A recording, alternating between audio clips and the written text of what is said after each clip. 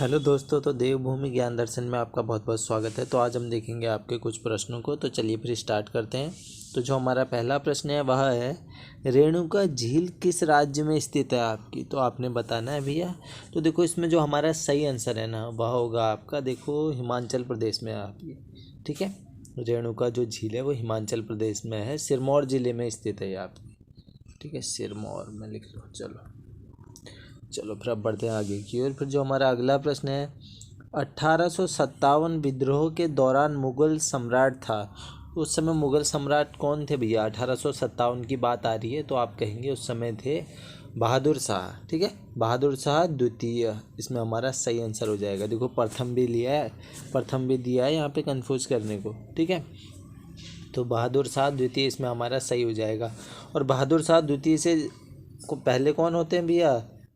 वो होते हैं मुगल सम्राट अकबर द्वितीय। ठीक है ना, इतना भी आपने याद में रखना है। ठीक है, क्योंकि क्या होता है ना, आप सभी को पता है, जो ये बहादुर शाह द्वितीय है ना, ये 1857 के विद्रोह में भैया भाग ले लेता है। ठीक है, उसके कारण फिर क्या होता है, अंग्रेज इन्हें 1858 में ना, 1858 में क्या करते हैं भैया, कहते हैं कि अब हट जाओ भैया तुम गद्दी से। ठीक है, गद्दी से हटा देते हैं और रंगून भेज देते हैं।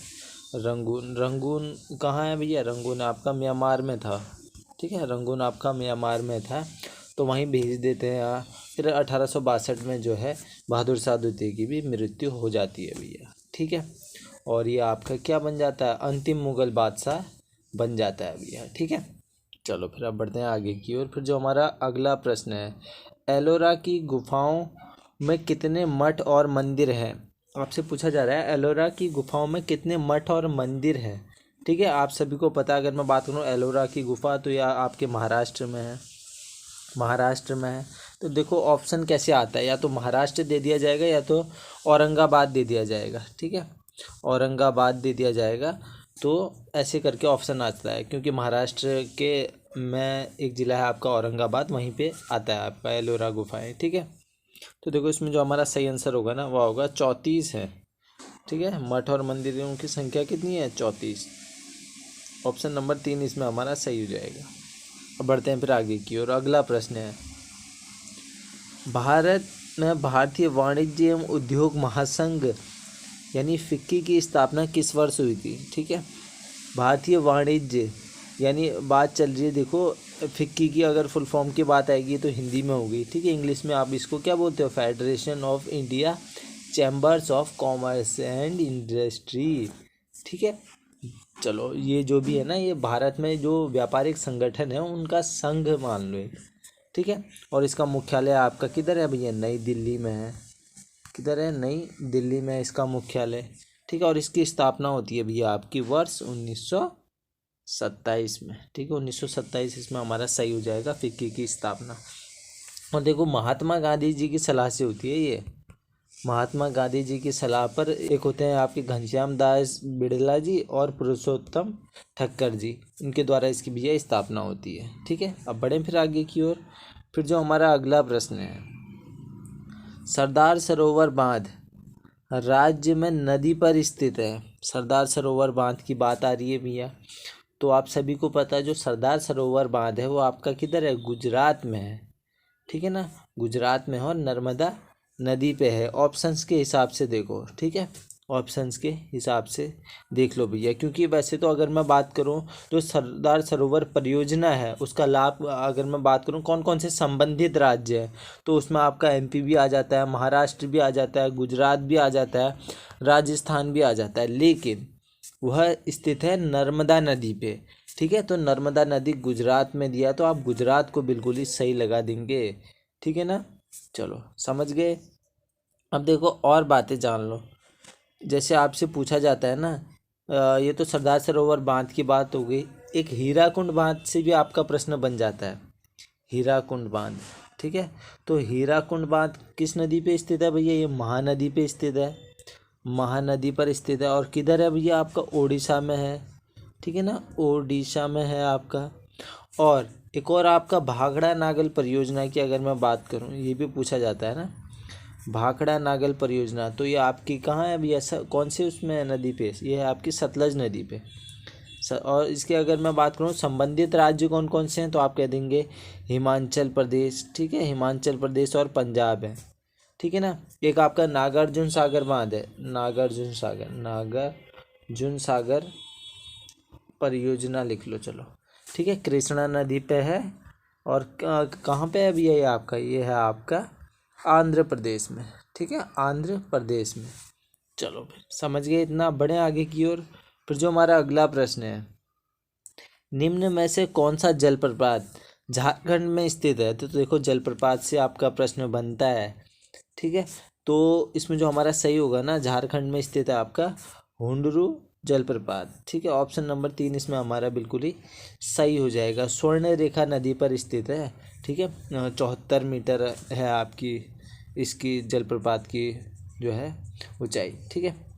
तो अगर इसमें देखा है, देखो जलप्रपात, खाली इसमें जलप्रपात ही लिखा है, कुछ और शायद मिस हो गया है इसको। चलो कोई भी एक फेमस जलप्रपात मान लेना आप, ठीक है। जो जो आपका जलप्रपात है ये तो आपने याद में रखना है भैया। इसको महात्मा गांधी जलप्रपात भी कहते हैं वैसे, ठीक है। शरावती नदी पे है, कर्नाटक में है, कर्नाटक में है, ठीक है। चलो और देखो इसमें लिखा है चूलिया जलप्रपात। तो ये जो आपका चूलिया जलप्रपात है ये आपका चंबल नदी पे है। चूलिया से चंबल नदी याद में रख लेना, राजस्थान में स्थित है, ठीक है ना, ये राजस्थान में स्थित है। एक प्रश्न बना था आपका शिव समुद्रम जलप्रपात बना था ना प्रश्न पुलिस की भर्ती में। तो ये जो आपका शिव समुद्रम जलप्रपात है ये आपका कावेरी नदी पे है, कावेरी नदी पे, और कर्नाटक में है, ठीक है, कर्नाटक में है। अब एक और आप जलप्रपात याद में रख लेना जो पूछा जाएगा, दूध सागर जलप्रपात, दूध सागर जलप्रपात। तो दूध सागर जलप्रपात कहाँ है भैया, ये आपका गोवा में है, ठीक है, ये ध्यान में रख लेना। और एक धुआंधार जलप्रपात भी है आपका, धुआंधार, ठीक है। तो धुआंधार किधर है भैया, ऐसे लिख लो, वैसे ज़्यादा ऊंचा नहीं है, ठीक है, लेकिन आ जाता है ये कभी कभार, ये नाम ही इतना भयंकर है धुआंधार। नर्मदा नदी पे है और ज़्यादा ऊंचा नहीं है भैया, बहुत छोटा ही है, ठीक है। चलो अब बढ़े फिर आगे की ओर। फिर जो हमारा अगला प्रश्न है, मध्य प्रदेश में है हाँ धुआंधार। फिर जो हमारा अगला प्रश्न है, राज्य लोक सेवा आयोग के अध्यक्ष का कार्यकाल कितना होता है। राज्य लोक सेवा आयोग के अध्यक्ष का कार्यकाल पूछा जा रहा है, तो वह होता है भैया आपका 6 वर्ष या 62 वर्ष की आयु, जो भी पहले हो जाए आपका, ठीक है, समझ गए। राज्य लोक सेवा आयोग की बात आ रही है, इसको आप क्या कहते हो, स्टेट पब्लिक सर्विस कमीशन, ठीक है ना, स्टेट पब्लिक सर्विस कमीशन कहते हो आप इसे। तो 6 वर्ष और 62 वर्ष की आयु, जो भी पहले हो जाए। अब देखो बात ध्यान में रखना ना, अध्यक्ष की बात आई है यहाँ से, तो अध्यक्ष से आप क्या याद में रखोगे, इनके जो भी अध्यक्ष होंगे या इनके जो भी सदस्य होंगे ना, उनकी नियुक्ति कौन करता है भैया, राज्य लोक सेवा आयोग की बात चल रही है हाँ यहाँ पे अभी। इनकी नियुक्ति कौन करेगा, इनकी नियुक्ति करेंगे राज्यपाल, राज्यपाल। अब नियुक्ति तो भैया राज्यपाल कर देते हैं, लेकिन ना राज्यपाल इन्हें निकाल नहीं सकते हैं, ठीक है ना, मतलब इन्हें पद से हटा नहीं सकते हैं। वो शक्ति किसके पास होगी, वो शक्ति होगी राष्ट्रपति के पास। राष्ट्रपति भैया अनुच्छेद 317 के तहत इन्हें निकाल सकते हैं, ठीक है ना, ये शक्ति राष्ट्रपति के बाद पास होगी। अब देखो एक और बात समझना फिर यहाँ से, ये तो राज्य लोक सेवा आयोग की बात आ रही है। अगर बात आ जाएगी संघ लोक सेवा आयोग की, संघ लोक सेवा आयोग की, ठीक है, लोक सेवा आयोग, यानी इसे आप इंग्लिश में क्या कहते हो, यूनियन पब्लिक सर्विस कमीशन, ठीक है, जिसे आप यूपीएससी के भी नाम से जानते हो। तो देखो इसके अध्यक्ष की अगर मैं बात करूँगा ना, अब संघ की बात आई है, यहाँ पे राज्य की बात आई थी तो राज्यपाल आ गए थे भैया, अब ये संघ की बात आई है, तो यहाँ पे जो नियुक्ति होगी अध्यक्ष और उनके जितने भी आपके सदस्य हैं वो कौन करेंगे भैया, संघ की बात आई है तो आप कह देंगे राष्ट्रपति, आप कह देंगे राष्ट्रपति, ठीक है। तो इसमें हमारा राष्ट्रपति बिल्कुल सही हो जाएगा, ठीक है।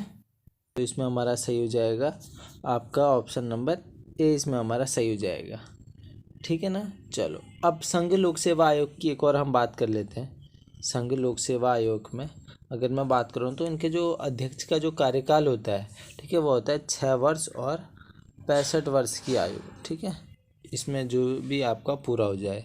चलो फिर अब बढ़ते हैं आगे की ओर। अगला प्रश्न है हमारा भी, अगला प्रश्न कह रहा है 1931 में दूसरा गोलमेज सम्मेलन किस देश में आयोजित किया गया था। ठीक है ना, 1931 में दूसरा गोलमेज सम्मेलन किस देश में आपका आयोजित किया गया था। तो इसमें जो हमारा सही आंसर होगा ना वह होगा यूनाइटेड किंगडम में। ठीक है ना, आप सभी को पता है इसमें कांग्रेस के जो प्रतिनिधि के रूप में भाग लिया था वो गांधी जी ने इसमें भाग लिया था।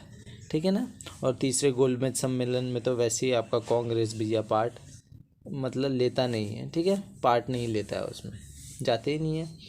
तो इसमें हमारा सही हो जाएगा यूनाइटेड किंगडम। अब बढ़ते हैं आगे की ओर। अगला प्रश्न, निम्नलिखित में से किस पशु को कर्नाटक में कंबाला नामक पारंपरिक खेल में दौड़ाया जाता है, आपसे पूछा जा रहा है। तो देखो इसमें जो हमारा सही आंसर होगा ना वह होगा आपका ऑप्शन नंबर ए सही हो जाएगा, भैंस। ठीक है, भैंस इसमें हमारा सही है। अब बढ़ते हैं फिर आगे की ओर। अगला प्रश्न, एडीबी यानी एशियाई विकास बैंक की स्थापना किस वर्ष में हुई थी। तो किस वर्ष में हुई थी भैया, तो इसमें हमारा जो सही आंसर होगा वह होगा आपका वर्ष 1966 में हुई थी। अब आपने देखो कमेंट बॉक्स में मुझे बताना है एडीबी की स्थापना कहाँ हुई थी, कहाँ हुई थी और इसका जो है हेडक्वार्टर किधर है। ठीक है, हेडक्वार्टर कहाँ है, ये दो चीज़ें आपने बतानी है। तो आशा करता हूँ इस वीडियो से आपको थोड़ा बहुत तो ज्ञान प्राप्त हुआ होगा। अगर थोड़ा भी ज्ञान प्राप्त हुआ है तो आप इस वीडियो को लाइक कर देना, शेयर कर देना और कमेंट कर देना। इसी आशा के साथ हम करते हैं वीडियो को यहीं पर समाप्त। चलिए, धन्यवाद।